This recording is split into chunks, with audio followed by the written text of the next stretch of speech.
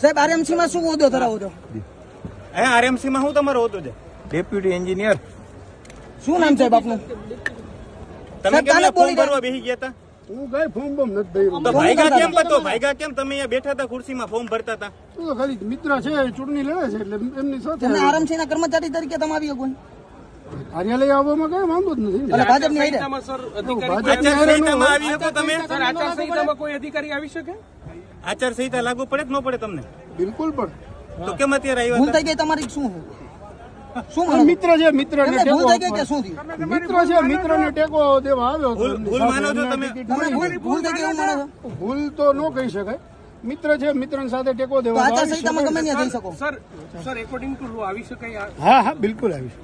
નિયમ પ્રમાણે આવી શકે કે પાર્ટી નહીં? હા હા બિલકુલ આવી શકે. એટલે ફોર્મે ભરી શકાય નિયમ મુજબ? ફોર્મ કઈ ભર્યું જ નથી. તો શું મારે તમારા ફોર્મ આગળ ભરવાનું વિઝ્યુઅલ છે, વિઝ્યુઅલ છે, તમે એમાં ફોર્મમાં ભરો છો.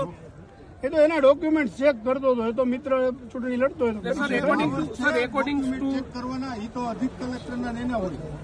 તમારી પાસે મિત્ર તરીકે મિત્રના તો પાવર એટલે કે પાવર થી થોડો કરતો હતો હું કલેક્ટર ઓફિસમાં. સર આપ ડેઝિગ્નેટેડ ઓફિસર છો, આપને પૂછવાનું ખાલી એટલું છે કે આપ આચારસંહિતા ચાલુ હોય ત્યારે તમે ભાજપ કાર્યાલય આવી શકો કે ન આવી શકો? હા બિલકુલ બિલકુલ મિત્રના સમર્થનમાં આવી જ શકાય.